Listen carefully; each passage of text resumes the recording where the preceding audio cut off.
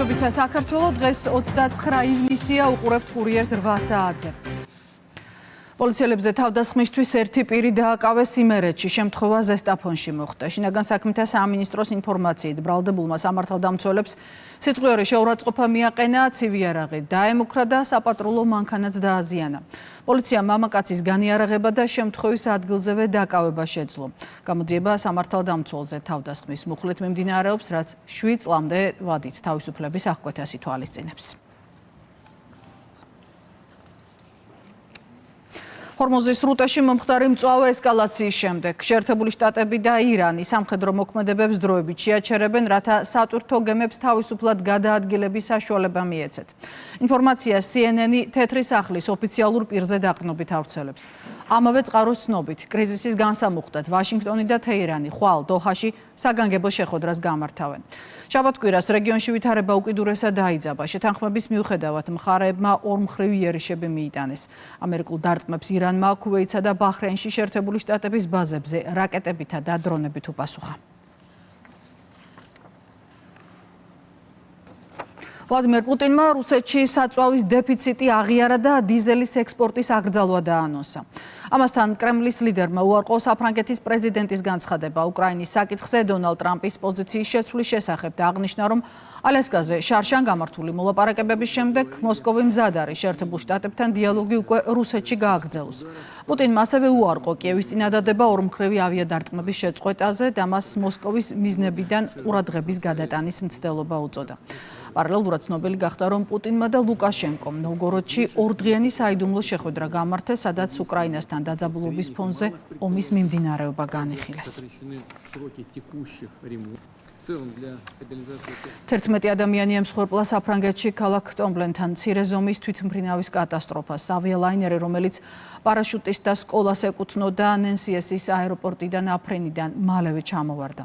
დაღუპულთა შორის არიან პილოტი, 5 სტუდენტი და 5 ინსტრუქტორი. თვითმფრინავის საცხოვრებელ სახლებს შემთხვევით აცდა. მომხდარ ტრაგედიას თვითმხილველებთან ერთად პარაშუტისტების ოჯახის წევრებიც ატევნებდნენ თვალს. შემთხვევის ადგილზე სამძებრო სამუშაოები ამ დრომდე მიმდინარეობს. 1450-მდე გაიზარდა ვენესუელაში 2 ძლიერი მიწისძვრის შედეგად დაღუპულთა რაოდენობა. როიტერის ინფორმაციით დაშავებულია 3150 ადამიანი, ხოლო 13000-მდე იძულებით გადაადგილდა. დაზიანებულია 800-მდე შენობა. ნანგრევებში სამაშველო ოპერაცია ამ წუთებშიც გრძელდება. კვირას მაშველებმა მამა და შვილი ცოცხლები ამოიყვანეს. 7-ზე მეტი მაგნიტუდის სიმძლავრის ორმა მიწისძვრამ ვენესუელას 5 შაბათს გადაუარა. ეპიცენტრი კარაკასთან იყო.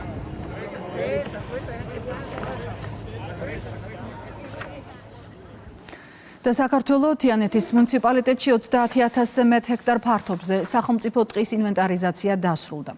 მიღებული მონაცემებით რეგიონისთვის ტყის მართვის 10 წლიანი გეგმა შემუშავდა, რაც სანიტარულ ჭრებსა და აღდგენით სამუშაოებს ითვალისწინებს. მიმდინარე წელს სამუშაოები შიდა ქართლში, ქვემო ქართლსა და სამცხე-ჯავახეთში გაგრძელდება. პროექტი თიანეთში კლიმატის მწვანე ფონდისა და გერმანიის საერთაშორისო თანამშრომლობის საზოგადოების ფინანსური მხარდაჭერით მიმდინარეობს. იმისათვის, რომ ეფექტიანად დავგეგმოთ სატყეო სამეურნეო სამუშაოები, აუცილებელია, რომ აღირიცხოს ჩვენი ქვეყნის ტყეები. ამ დროისათვის მიმდინარეობს 3 რეგიონში საველე სამუშაოები, კერძოდ ქვემო ქართლში, შიდა ქართლში და სამცხე-ჯავახეთში. 2026 წელს 238000 ჰექტარზე ჩვენ ვფიქრობთ მოვახდინოთ ჩვენი ტყეების აღრიცხვა და შევიმუშაოთ ტყის მართვის გეგმები, რათა ეფექტიანად დავგეგმოთ შემდეგში სატყეო სამუშაოები. მედია წიგნიერების სწავლება უკვე საბავშვო ბაღებშიც იწყება. კომუნიკაციების კომისიამ განათლების სამინისტროსთან ერთად ფინურ მოდელზე დაფუძნებული გზამკვლევი ბილიკი მედია წიგნიერებისკენ თარგმნა და გამოსცა. სახელმძღვანელო, რომელიც ქართულ სტანდარტებს მოერგო, ბაღის მასწავლებლებს ტექნოლოგიებსა და პროგრამირების საფუძვლების სწავლაში დაეხმარება. ახალ გზამკვლევს საქართველოს მასშტაბით საბავშვო ბაღებს ეტაპობრივად გადასცემენ.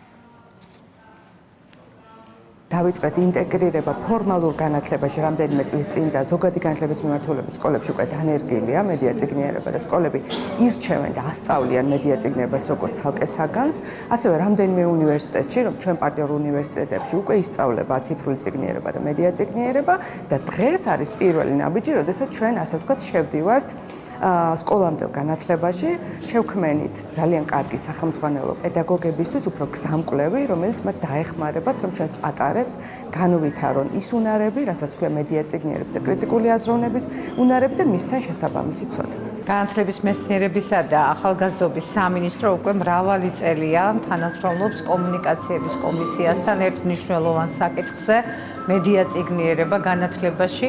სწორედ საბავშვო ბაღებიდან უნდა დავიწყოთ იმ ძირითადი ცოდნა, უნარების შესწავლა, რომელსაც თუნდაც მედია წიგნიერება აყალიბებს ახალგაზრდებში, მოზარდებში და ბავშვებში.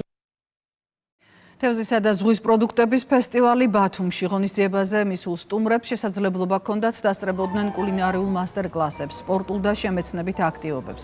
ფესტივალში ადგილობრივი მწარმოებლები, ფერმერები და რესტორნები მონაწილეობდნენ. ორგანული აკვაკულტურის ასოციაცია ფორეჯის მიერ ორგანიზებულ პროექტს აჭარის მთავრობასთან ერთად მხარი ბათუმის მერიამ და სხვა უწყებებმა დაუჭერეს. ღონისძიებას აჭარის უმაღლესი საბჭოს წარმომადგენლებიც დაესწრნენ.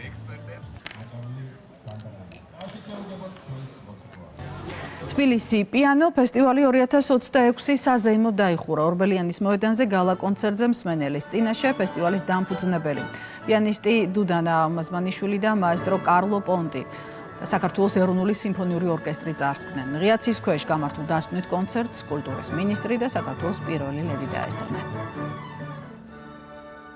პირველი დღიდან ვიყავი მე თვითონ ჩართული დუდანასთან ერთად ამ ფესტივალის დაარსებაშიც და მიხარია რომ დღემდე იზრდება ამ ფესტივალის მასშტაბები. ეს ტრადიცია გრძელდება, რომ ფინალში ყოველთვის დუდანა საფინალო კონცერტზე გამოდის ხოლმე. ვფიქრობ, რომ კარგი ტრადიციაა ისიც, რომ ღიაცის ქვეშ და ადამიანებს ეძლევათ საშუალება, რომ კლასიკურ მუსიკას ეზიარონ. ძალიან ბედნიერი ვარ, მეშვიდად ჩატარდა თბილისი პიანო ფესტი. ძალიან წარმატებული კონცერტის დასრულდა დღევანდელი საღამო. კარლო პონტი დირიჟორობდა ეროვნულ სიმფონიურ ორკესტრს. ძალიან მიხარია, რომ ასე მრავალრიცხოვნად მოდიოდა ქართველი მსმენელი და ვფიქრობ, საინტერესო პროგრამა შევთავაზეთ წელსაც და გაიცეთ კიდევ უფრო მრავალფეროვანს გვპირდებით. ჩემთვის უდიდესი პატივი და სიხარულია სცენის გაზიარება დუდანა მაზმანაშვილთან და ასეთ ფანტასტიკურ ორკესტრთან ერთად. ეს უკვე მეშვიდე გამოშვება. 7 კი ვფიქრობ იღვლიანი ციფრია როგორც იტალიაში, ისე საქართველოში. ჩემი აზრით ეს კიდევ უფრო მეტად გვპირდება, რომ წირსაოცარი კონცერტი გველის. მნიშვნელოვანი ფესტივალია, რადგან ის არა მხოლოდ უმაღლესი დონის არტისტებს მასპინძლობს, არამედ მუსიკალური განათლების კომპონენტიც აქვს. ეს არის ახალგაზრდა ტალანტების მხარდაჭერის კომპონენტი. ასეთ იყო დღეს კურიერის პირველი გამოშვება, მე 9-მდე უნდა დაგემშვიდობოთ. დროებით. დიდი მადლობა ანუკა, დროებით დაგემშვიდობებით.